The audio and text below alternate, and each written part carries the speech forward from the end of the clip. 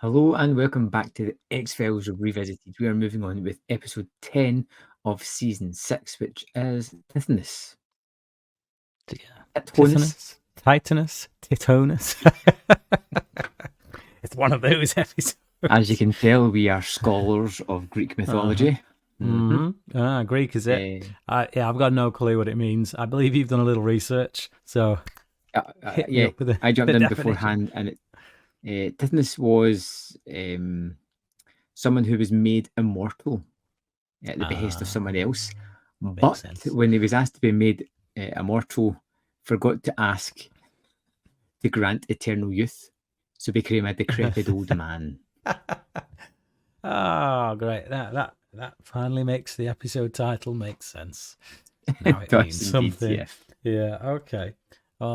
With that in mind, now that we know what Tithonus means, do you care to hazard a guess as to where it sits on the IMDb ranking of 217 episodes? Again, like after last week's episode, I feel like we are back into familiar X-Files storytelling. So I'm thinking it's going to be average-ish. 83. It is 61. 61. Well, I'll have things to say about that later, I guess. But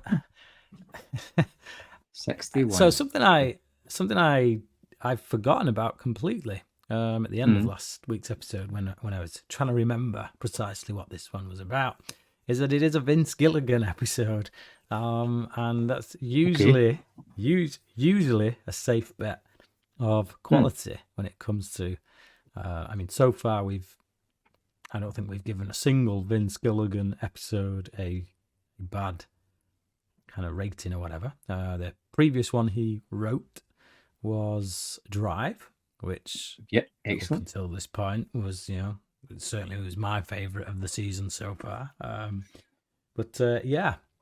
Back for more. But does he stick with his batting average? Outstay his welcome. Or does he outstay his welcome? Yeah. Let's find out. Really intrigued to see where you land on this one. I often am, but yeah. Okay, so we open up the episode on I call her a trolley girl. She's basically an office mail girl.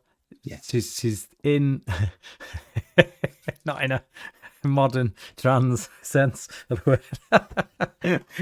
Could go so many routes from there, but no. So this is a girl with a trolley, and on the trolley is mail, and she's going around the offices, kind of delivering the mail. I got to say, very dark office building. Looks very creepy. I thought it was after hours. Yeah. But then again, it seems really kind of busy. Well, the lift seems exceedingly busy in this building. Yeah, I think that's literally your stragglers at the end of the day going home, literally like clocking out, and she's just doing a last run, trying to get everything round. But it's just, poor girl. She's got to go around that lonely office building all by herself in the dark. It's, it's hard job. But anyway, she's helped out of the lift by this elderly gentleman, played by, who was it we said he was? Jeffrey Lewis. Jeffrey Lewis. Jeffrey Lewis, a guy whose name I can never remember, and yet whenever I see him in stuff, he always delivers quality. There's always he's just one of those actors. Yeah, he's one of those actors who just has something about him, who can bring something to a little character role in a film and just improve that film by simply being in it.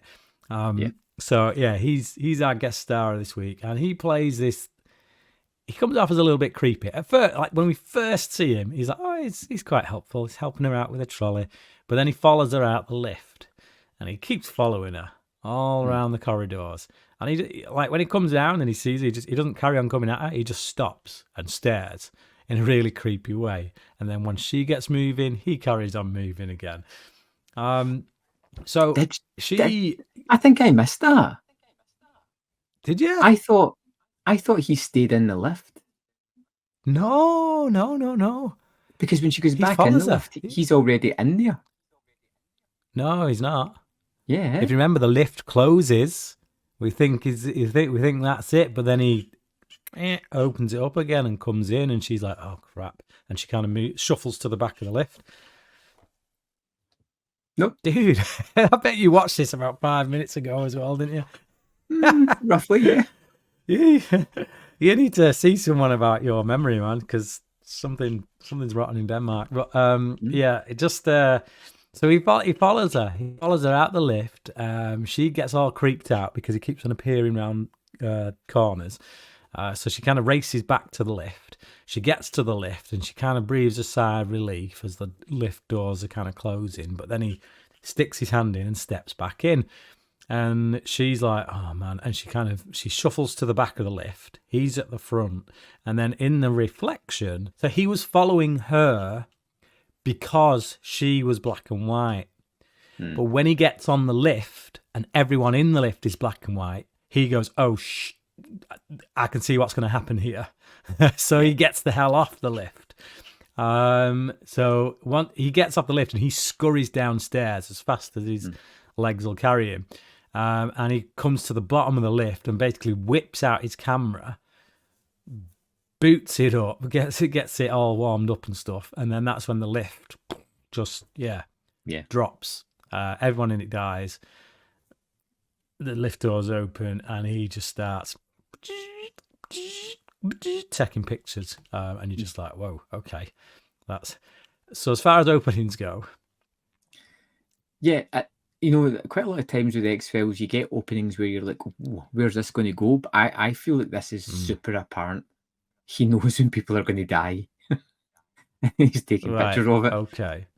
So I felt like that was quite obvious. Right. See,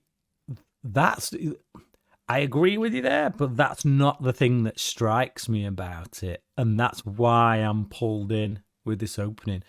The thing that pulls me in is the fact that he's taking pictures. Because and Scully calls it out, like it's there's got to be something wrong with a guy that if he knows someone's going to die, rather than trying to stop it, he decides to profit off it and make money off it. And the episode goes into this. It like really explores it and in a fantastic way. I personally feel, but yeah, like for me that opening is really dark, precisely because this guy knew it was going to happen and didn't stop it. And it raises that whole question of like, where does your moral responsibility lie? Like, it's. I feel. Could he have stopped it? And see, because I haven't seen it at the time, I've got different thoughts in the matter, and because I've dealt with that intellectual argument put forward by Final Destination, you kind of feel like, fate is fate. No matter what you do, these people are going to die, and he's just chronicling it. Or that's what I'm thinking at this point, and it's like how, like we're going, because he seems so like jaded and kind of just withered down. I'm like, because he tried and realized that he can't. So like I just all these kind of thoughts are going in my head. But that's what I'm looking forward to getting into, and that's why this opening really intrigues me. Just like, okay, he knew that was going to happen, but he did nothing about it. So what's this all about? Is he getting his jollies off on this? Or has he tried to stop it in the past and he just fails at every turn? Is he just a leech who's quite willing to make money off other people's deaths and considers this a gift? It's just, there's so many places you can go just from this, like, it really, it's all about this man. And that's what the teaser does. It presents us with this guy, and that's where the intrigue lies for me. Helped very much so by they've got a guy who's quite recognizable from movies and stuff. So, okay, so after the opening credits, we go to the FBI background checks office. we kind of move through this office, and everyone's on calls saying, "Yeah, but So what would you say about them? Are they trustworthy? It's like, like me. It's like, okay, they're clearly. So then we get to Mulder and we get to Scully, and they're still stuck in this office where they're having to do background checks. And, but Mulder's doing work for a change. Yeah, which is bizarre. It's like he's actually in a. he's in his office cubicle, playing nice, kind of. Yeah, but and Scully kind of calls him out on that, and he's like almost expecting him to go off and do something else, and he's like, I'm not going to give him a reason to fire me, kind of thing. Like she says, you could quit. I was like, are you ready to quit yet? And he's like, nope. It's like it literally is like if he's going to leave, it's because they're going to have to fire him. So so Scully gets called to Kirsch's office, which obviously makes Mulder's ears prick up, because it's like, oh, hang on, what's going on? This is where Scully goes, I go, and I'm not going. So what's going on there? So we go to Kirsch's office, and there is a New York agent who is named Ritter, and the agent shows Scully some photos and thinks that the man who took them had something to do with them, and they're all like, scenes of deaths, people who've died. Kirsch asks him to step outside for a moment, and it's then that he gets all up in Scully's face, and he's kind of like, look, this is an opportunity for you here, Scully. Mulder's a lost cause. Forget about Mulder. He's soiled himself. His career's down the pan, but there's still hope for you. What he's trying to do here is put a wedge between them. He's trying to split them up. He's trying to convince Scully to go her own way. So he's buttering her up, well, as much as Kirsch is willing to. He's clearly an ass about it. He's still not. He's not exactly playing nice, but he's just a horrid character. Like everything about him is just so puts you on edge. It's despicable. You can see he's not as clever as Skinner. You can see through his duplicitousness. Don't like him. Yeah, he's a douche. Absolute douche. Yeah. So we go from there to a man going down the street, and he's clearly out of breath. He's like, oh. And he's being followed by our man with his camera. And this dude just has a heart attack in his kitchen or wherever it is. It looked like his kitchen or something. But our man just walks on in, starts snapping away. It's like, come on, dude. It's like, what on earth? But so there you go. He's caught another. From there, Scully catches Mulder looking at her computer. It's like this guy's got no boundaries, not even with Scully. It's just like, no, I want to search through your computer. Like, you've been called up to the office. I want to know what it was about. But it's just like, he's got zero boundaries. It's just shocking. Absolutely shocking. He has plenty of theories. It leads into the relationship, really, because they are kind of like in and out of each other's pockets type of thing. And although Scully sees a little bit of a boundary there, he just doesn't see that. I don't think he does see a boundary. No. Is that what's mine is yours? It's a marriage, basically. Yes. For all intents and purposes, it's a marriage. What's mine is yours. But yeah, he's full of theories anyway. He's got plenty of theories as to what's going on here. It's like she presents just one piece of information, and he's like, "Oh, it could be this, could be that, could be this. That's what I'm thinking. My mind's going to," and it kind of shows you. It shows you how Mulder's minds work. Yeah. It's like, if you present anything to Mulder, he's got 20 theories right off the bat. Right, here's 20 things we could explore. Let's have a look. Because he's mental. But he's also got some worries. And you see the worry in his face that they're being divided. And she's being partnered with someone else. And you can see right off the bat that he's not happy with this. This is a clear intention by the higher ups to divide them, send Scully on a different path. And he's seen right through it. And it makes him a bit nervous, I think. So Yeah, Agent Ritter comes for Scully, and off they go on their investigation. Ritter and Scully speak to a desk cop in New York about Alfred Fellig.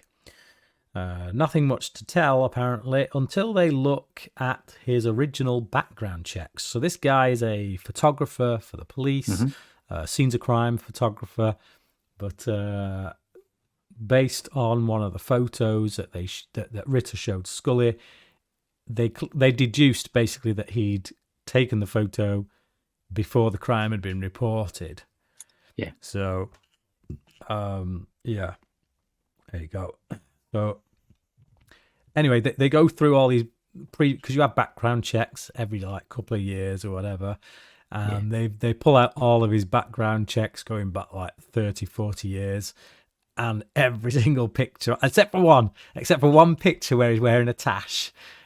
On every picture, he just looks the same. It's like this dude never ages. He just always looks the same. Is it Mulder Light says he's it's not his fault. He's always been an old geezer, or something along those lines. Yeah. So, he sees nothing wrong with it, like the fact that somebody. I know it's just it's that willingness, and it really. Not having Mulder directly involved in the investigation, having someone else, and having Scully having to work with that person, it shows you where their strengths are as a couple. If you've not got someone challenging Scully with all these wacky notions, then you're not getting the best work out of the team. This guy is, as far as he's concerned, he knows who's done the deed. And he's not interested in getting to the truth. He's interested in just, boom, busting this guy, collaring him. Yeah. And it's like, you're already coming at this with a wrong mindset. Because if every cop comes to every case with that mindset, I've chosen my man, now I've just got to make the facts stick, then the justice system is seriously screwed, big time. So...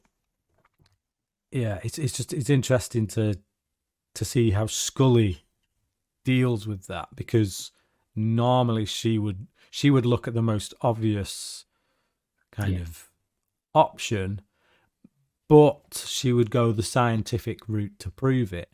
This guy isn't even using the science; he's just going for the most obvious option, and then that's it. That's all he's going on. So he doesn't have the science to back him up, and he doesn't have the crazy theories kind of rooted in. He doesn't have facts. So, it's just it's just like that's like, man. Boom, let's get it. I don't need facts. I have feelings.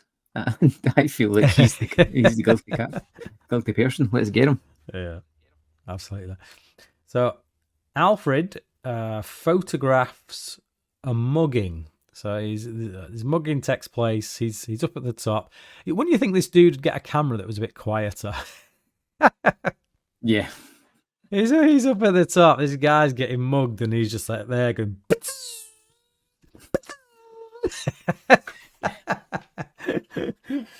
Oh man! But it's just he don't care. That's the thing. It's like because he wants to die, and it's like so. At this point, this seems like stupidity. This seems like behaviour that is just what an idiot. Why would you do that when the guy could just clearly come up there and grab your camera off you and then kill you?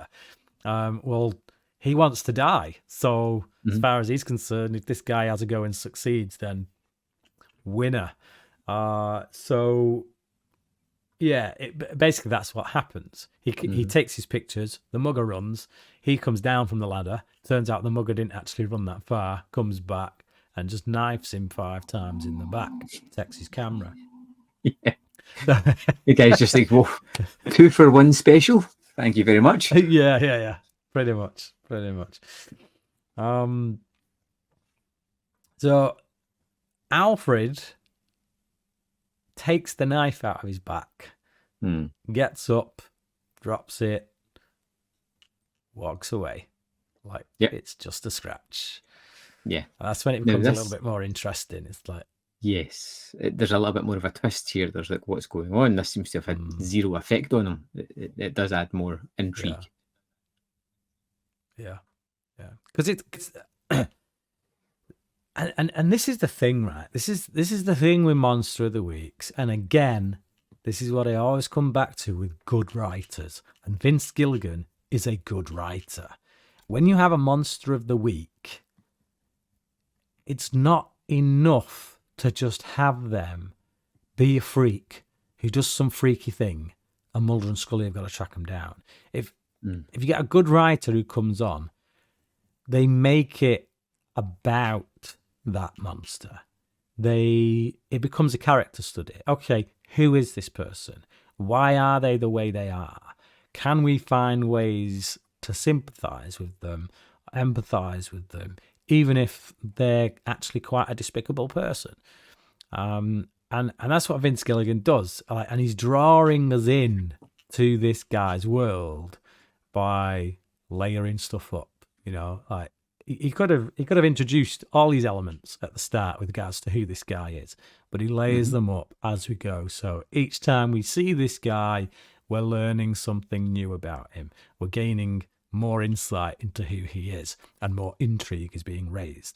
And I think that's a mark of a good writer. I think if you gave this idea, put it in the hands of a mediocre writer, most of what makes me kind of really really sucked in to this episode with regards to this character, most of it would go out the window, because they just turn him into a freak of the week that's got no character. He's just someone who needs to be hunted.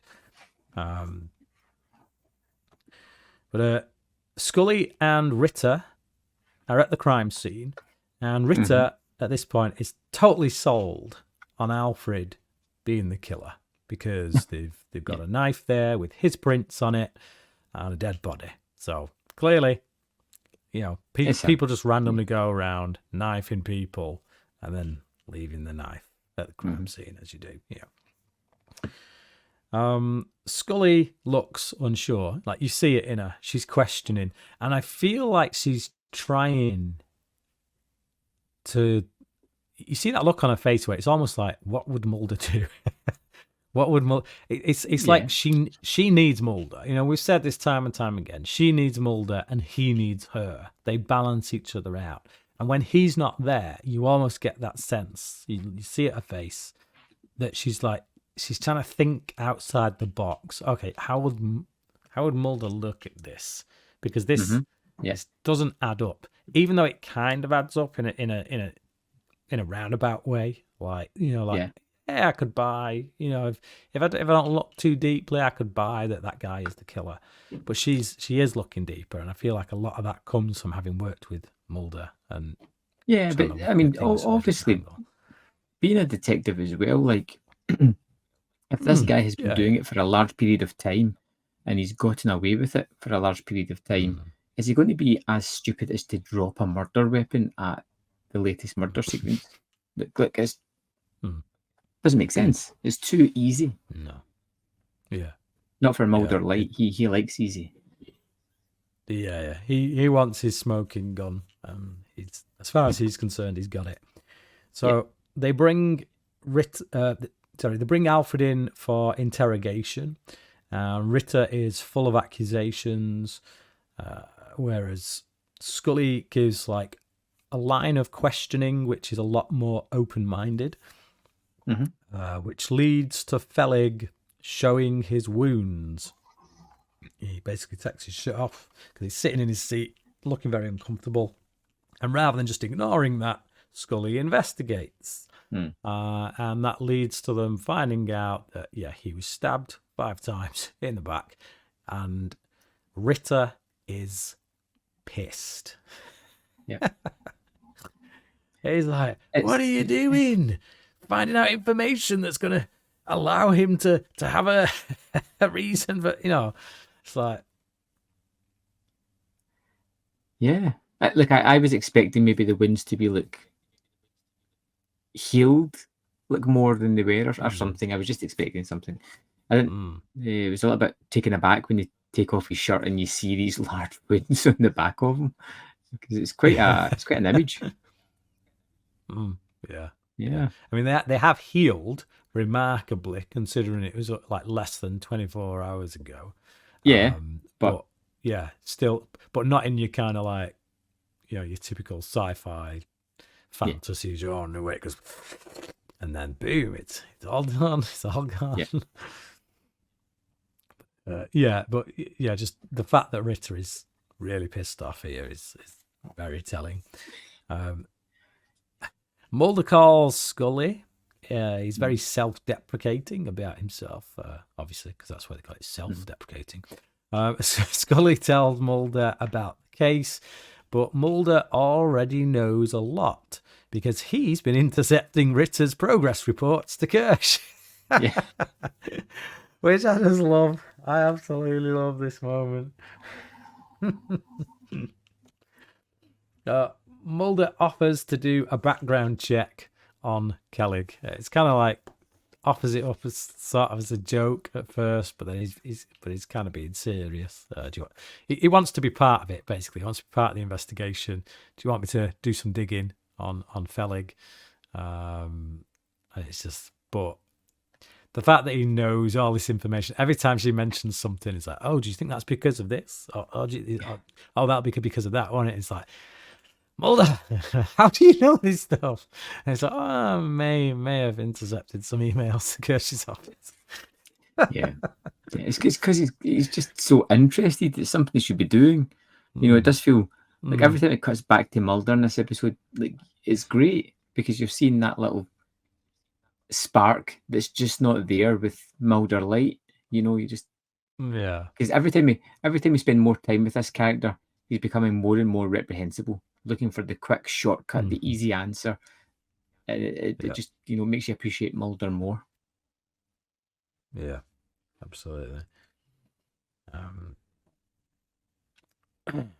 It kind of takes me back as well a few episodes ago when he went digging through Spender's trash to get the case file on and taped it all back together. It's like, this dude's just all over the place, intercepting files and notes and stuff. Oh, man. Classic. So there's a stakeout. Ritter's on a stakeout, and Scully shows up to take over. They kind of swap cars. She says her car's parked around the back, so he goes off, and she's looking at one of the photos, Felix's photos, when she suddenly realizes that he's currently taking a photo or two of her sat in the car from the window upstairs. Yeah. So she's kind of like, oh, right, okay. Do I just sit here and carry on with the stakeout? No, of course not. What she decides to do is go up and knock on his door and just have it out. She's got questions. She may as well just flipping well ask them. Yeah. It's almost like a kind of frustration with the whole procedure. She's like, I can't be bothered with this. Knock, knock. What's going on? I kind of appreciate that directness.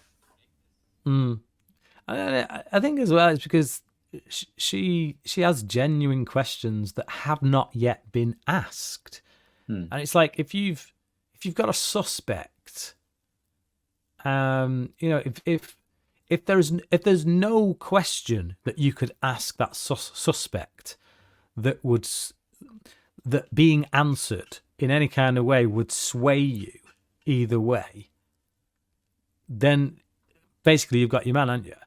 But if you've still got questions that have not been answered or have not even been asked, then you have to ask them before you can move on, before you can sit there staking the guy out, presuming he's guilty, waiting for him to commit a crime. You've got to be an investigator. You've got to go and ask the questions that need asking. Because if it does come to a point where this guy gets arrested, then all that stuff's going to come up.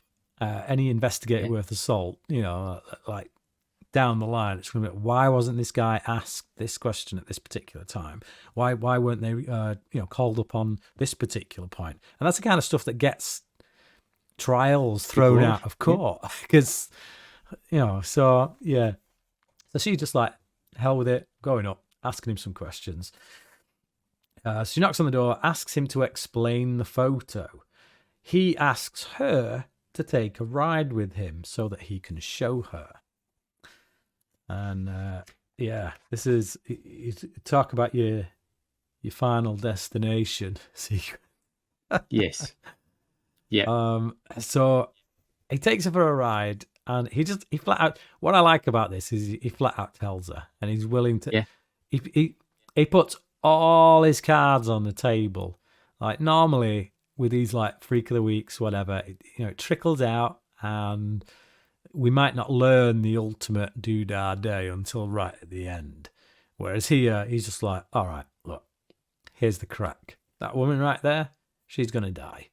I know she's going to die because I can see it. I don't know how she's going to die. I don't know precisely when it's going to happen, but it's going to happen between now and the next hour or so. And Scully's just like, BS. That's rubbish. That's when a guy just comes over, starts harassing the woman, starts getting rough. And Scully, you feel the tension in Scully then, because it's like, again, it's that sense that we get in Scully that we should be getting in Alfred, but never do. Because Alfred's just willing to sit there, wait it out, let it happen, boom. There's no tension for him there. As far as he's concerned, it's just got to happen. Whereas Scully's hang on. Yeah, but he comes across as someone who's just tired. Fed up, and just doesn't have the energy for any subterfuge or... he doesn't, like, even when he's in the interrogation room, he's not trying to hide the wounds in his back. When he's talking to her, he's just telling her the way it is. If she believes, great. If she doesn't, who cares? He can't just, had enough. Yeah. And I feel like that's why he doesn't go directly to the knife wounds on his back with Ritter, because he can see that Ritter wants to collar him. You can see that as far as Ritter's concerned, he's made up his mind about this guy. Yeah. And he's just, like you say, he's tired. He can't be bothered fighting, particularly with someone who has already assumed his guilt. And it's only when Scully starts to question that he's like, all right, yeah, I'll show you my wounds. Someone who's willing to actually probe and ask the questions. So here it's like this moment where Scully does the very thing that we've kind of hoped he should do or would do throughout the few times we've seen these things happen, which is get the hell out of the car, go over and try and help this woman. So she grabs the guy, puts him down to the floor, takes a gun off him, which assumes that that must be how she was gonna die. He was gonna kill her, shoot her. And I don't know if you caught it. But I loved this moment. Scully gives him a little slap. No, I don't think I've seen that. You don't see that? Oh, it's like she proper bitch slaps him. I'll need to go back and check that. She takes the gun off him. Yeah, check it out. She takes the gun off him and he says something and she just goes, just a little, not like a full-on ooh, but just like a as if to say, just shut up, man. Shut up. Oh, man. Excellent moment. Absolutely excellent moment. And it's that point that the prostitute hits the road and then something on the road hits the van. She gets, she hits the road, then the van hits her, and she hits the road again. Pretty much. But Scully's just standing there, absolutely gobsmacked. Can't believe what she's just witnessed, while Alfred Fellig just drives away in his car. Yeah, I think it's a good sequence, but again, it's just lead me towards, like, I'm not thinking anything particular about this character as such. I think you get the next revelations of what he's doing in the next steps, but this feels like it's just allowing Scully to see, like, the reason he's not trying to help people is because this is what's going to happen. If you stop one avenue, another possibility is going to open up and they're going to demise. So the futility of even trying. Yeah. This is the thing. It's like, was she going to die by the hand of that guy? And then because Scully stopped it, death just found another way. I think that's the question that scene raises. Or was that guy just a pimp who carries a gun with him all the time and wasn't necessarily going to kill her, just slap her around a bit, and she was always going to get hit by the truck? Yeah. We'll never know because Scully didn't let it play out. So back at the police station, Ritter goes off on Scully for blowing the surveillance. Yeah. She points out the surveillance was already blown, but she says she doubts they're going to get him for murder. He says she's wrong and shows her Felig's attacker. Says that he said that he was the one who was attacked, but didn't come forward because of his previous records, criminal convictions, and he was scared that he wouldn't be believed. Ritter belittles Scully and Mulder and calls her Dana, to which she's finally had enough and says, Scully, and we're done here. Yeah, I think this is the sort of end of this relationship completely. He's just looking. I mean, how can you look at this guy and go, yeah, he's the one that's telling the truth? Like everything about this guy that's in there just screams like murderer. Yeah, and he's looking for a quick fix. He's got zero morals. You know, at this point, he's got no beliefs. He just wants to close the case and get rid of her and move on. Nice to see Scully standing up. And yeah, just being Scully. Would expect nothing less, but this guy's definitely a douchebag. And Mulder calls. Scully admits that it's an X-file, and Mulder says that Alfred Felig is 109 years old, at least. He says get to him before he disappears and becomes someone else. So he's found records like from before computers and stuff, and this guy's been several different people for many a decade. Scully waits at Felig's apartment, and when he gets there, she questions him, judges him even, and it turns out that he envies the dead. He's tried everything, tried killing himself, but he cannot die. He is chasing death with his photos. Scully says she doesn't believe him, but he calls her out as a liar, and she sees a photo from 1925 and gets a little bit shaky and walks out.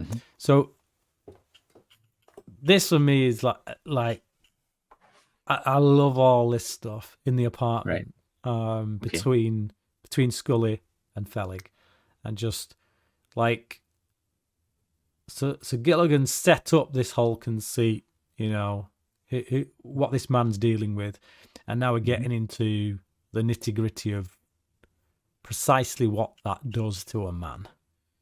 Yeah, there's that whole notion that's been dealt with in stories for as long as stories have been going, which is the notion of our own mortality, and that it's actually it's the knowing that we can die at any moment, and the knowing that if it's not now, certainly no longer than 100 years from now we'll be gone.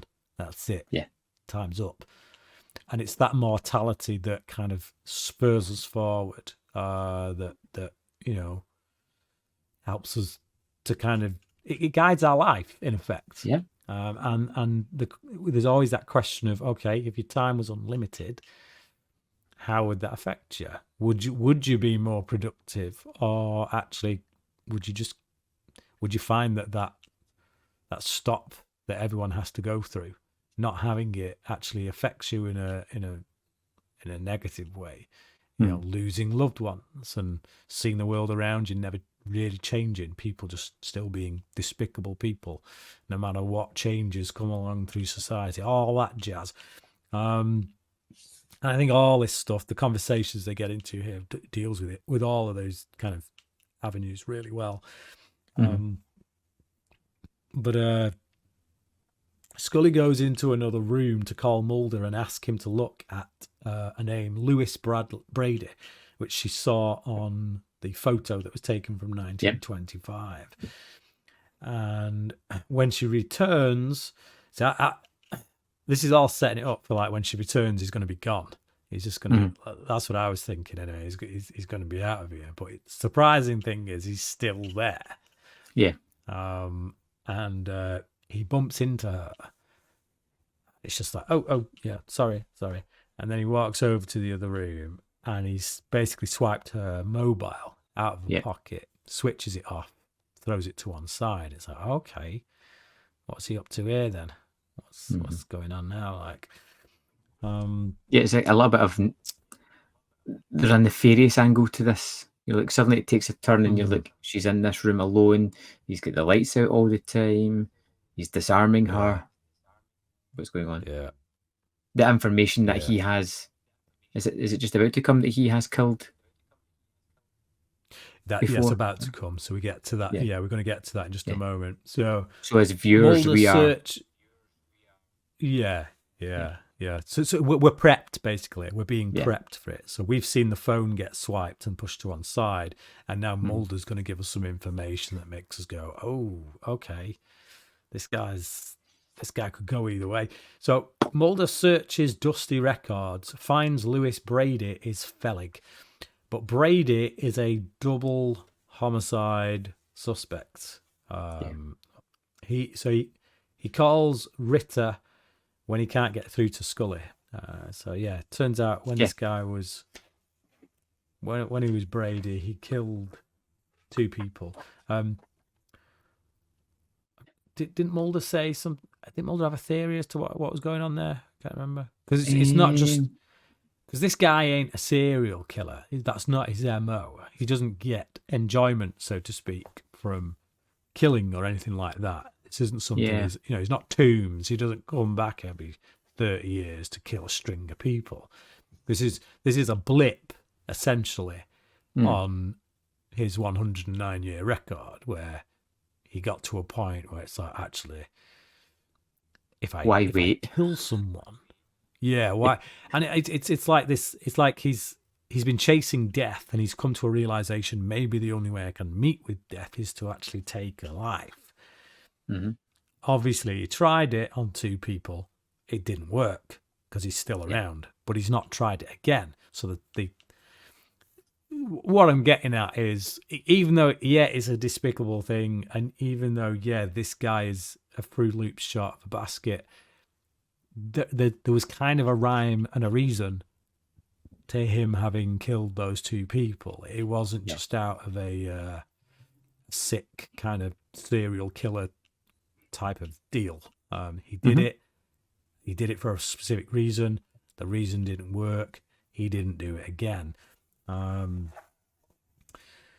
But Scully and Fellig talk about life and how much is too much. Then Fellig sees that Scully is going to die. Yeah. And says, count your blessings. Tells her to count her blessings. So she doesn't know this yet. She doesn't know where he's coming from, but he sees her in black and white. But again, they just have a nice little talk there about, what, again, like I say, how much is too much. How, it's like, with regards to life, because she's all like, I don't buy that you'd be all this, like,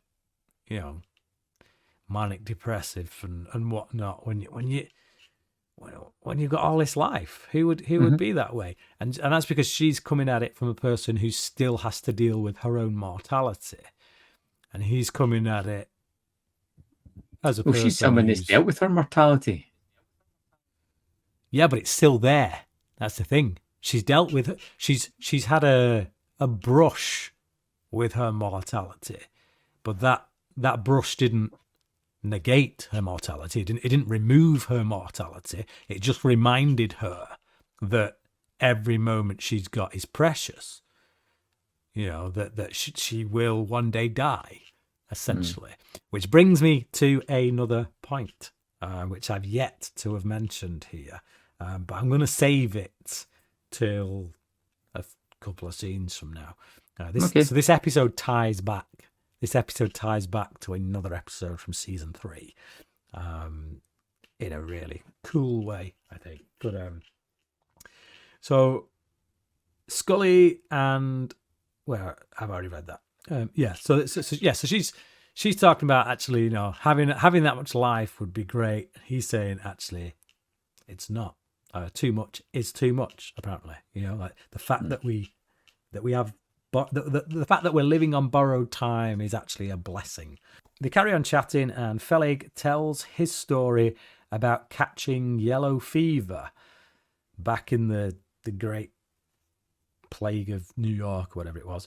But Death taking the nurse instead of him because he refused to look at Death, and he kind of almost, in a way, like wished it upon the nurse instead. Well, he got his wish. Yeah. Death didn't come for him, took her instead. And from that moment, he couldn't die. And again, that feeds into the title of the episode, Tithonus, and what you were saying about the meaning behind the Greek mythology. So then he tells Scully she's lucky, and he starts booting up his camera, and she starts freaking out because she's suddenly hang on a minute. He said a few minutes ago, count your blessings. Now he's saying you're lucky. He's booting up his camera, and the cogs start turning, and she twigs. It's like, but you've seen I'm gonna die.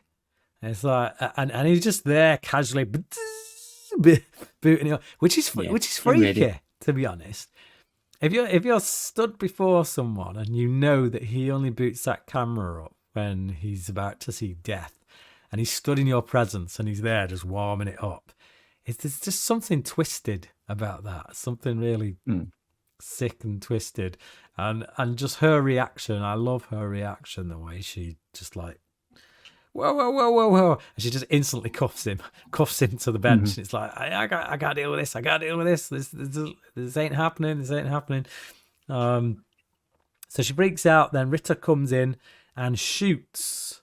This has been his policy the whole time, basically. And the fact that Mulder has now given him a reason by saying that this guy is a killer. He's killed 2 people. He's literally just going in there and he's going to shoot this guy. He's not going to ask questions. No, nothing. He's going to go in. He's going to put a bullet in him, and then he's going to take it. He'll write up the report that this guy, was holding a camera which looked like a gun or something. Yeah. So he shoots at Alfred, and the bullet goes straight through the camera, straight through Alfred, and then into Scully. So Ritter starts bricking it because it's like, oh crap, I just shot Scully, and he kind of puts some pressure on the bleeding, starts panicking, and then he goes out to try and get some help. And it's in that moment that essentially Death is coming, and Alfred tells Scully to close her eyes, don't look, let me do it instead. So Scully closes her eyes. He looks at whatever's coming, and a couple of moments later, passes away. That's it. Finally, Death has caught up with him. Now, this does fulfill. Now, I would argue, personally, that the prophecy was already fulfilled when Scully went through her cancer. But this is a more, I would say, clear fulfillment of the prophecy, because she does actually die, only to be brought back round in the hospital. And that is a prophecy that was made by one Clyde Bruckman in Clyde Bruckman's Final Repose, when he had a vision of her death, and she asked him, how do I die? And he said, you don't. And it's like, it's like you do, but you don't, which is just kind of interesting. It's like, it's nothing. You can take it or you can leave it. But if you want to take it, this could be the very moment that Clyde Bruckman saw in his head, where he saw her essentially being killed, but she didn't die. But again, like I say, I think you could just as easily apply that to the whole cancer situation and everything she went through there. So, but some people, some X-Files fans, they like to attribute it to this. So Scully is in the hospital bed. Ritter steps out of the room. Mulder has a little word with him, tells him he's a lucky man because obviously Scully is alive. Could have been a very different story. He then goes in to see Scully, who can't believe she can't believe that she actually believed Fellig. So she's starting to have doubts now. All the usual Scullyisms are coming in. It's like when she's in the thick of the case, she gets caught up in it and she's almost like believing it. When she's had time to step back, kind of look at certain things, she starts talking herself out of it. Yeah. And she's at this point where it's like, no, it's just, it was all, I don't know. I can't deal with it. So I'm just going to say it was this instead. Mm-hmm. And it ends with Mulder thinking that Alfred was legit and that death only looks for you once you seek its opposite. I'll you know what? I'm going to let you wrap up first this time, Brian. You give your thoughts on this one. Okay. I loved this episode. I loved all the character dynamics. Even though Ritter's the douchebag, I love kind of dropping that douchebag into the Mulder and Scully dynamic just to see what the pebble does to the ripples in the water. And I think as is expected, it only strengthens the relationship, the bond between Mulder and Scully. You know, we see this attempt by Kirst to divide them, and all it does is bring them closer together because it highlights what it is they need in each other. And aside from that, I think we get a really interesting monster of the week, if you want to call him that. Freak of the week. It just, the condition this guy has, essentially immortality. I think they deal with it in a really interesting way because it's not that he's just, if he was just immortal, if it was just that you didn't die, I think you could enjoy that more. But if you're also cursed with this gift, if you want to call it that, of being able to see who is going to die, then that really changes things. Because you couldn't have a relationship with anyone. If like you get into a relationship with someone and then all of a sudden they go black and white, it's like you'd go nuts. You do everything you could to try and save that person, and then when you find out that you can't actually save that person, he must have gone through that quite a bit before he became this jaded, all I want to do is find death myself so I can actually die kind of guy. And I just think, like, he's a really interesting character. He's not, there's a moral kind of grayness there. You know what I mean? This guy isn't abhorrently evil. Some of the things he does feels evil, but you could, when you get yourself into his perspective, into his position, you can see how he's arrived there and almost empathize with him in some ways. And I like those kind of characters that are very morally grey, very murky, and yet somehow you understand them. You get why they are the way they are. And I think the performance by Geoffrey Lewis really does a lot to help that along. I think it's a great episode. I think it's brilliantly written. There's another thing as well is so recently there's a channel I watch. It's like a filmmaking channel. I can't even remember what it's called now. But it's this woman who she interviews people within the film world. And I was watching one a few weeks back where she was interviewing this producer or whatever, and he was talking about script writers and the scripts that come through to his desk and stuff, and how endings. He was talking about endings and how you write your endings, and they've got to be done in such a way that once the ending happens, you say to yourself, that was the only way it could have gone. But until the ending comes, you don't see it coming. You know what I mean? And I kind of felt that way about this ending. Like the moment Scully goes all black and white, we're like, oh man. And I've seen this episode before and I forgot where it was going. I was like, how is she going to get out of this? Because he sees people go black and white, and that's it. They die. Their number is up.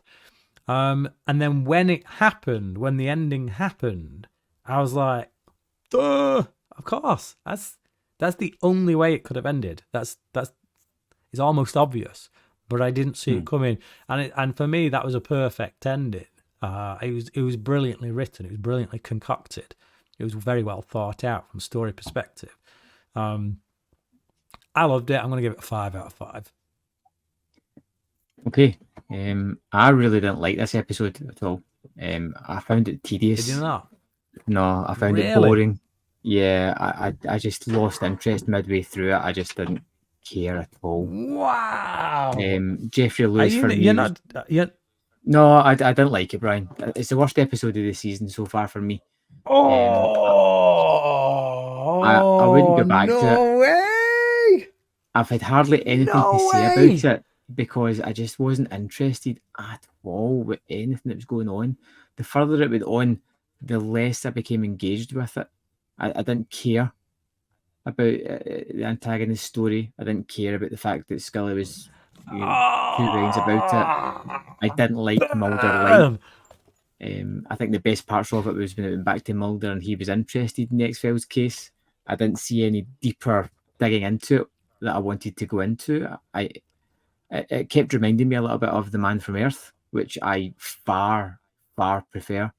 I was boring. It was really boring. So uninteresting. Really?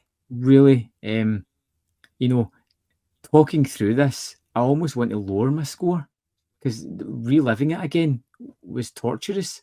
It made me feel like I was alive for 109 years. This is staggering. This is staggering. Oh man. See, we've been so on the same page for so many episodes. I can't. When was the last time we were this divided? It had to be irresistible, surely. Possibly. I mean, I'm stuck between a score. I'll go with my original score, which was an incredibly generous 3, but I feel like it should be a 2.5.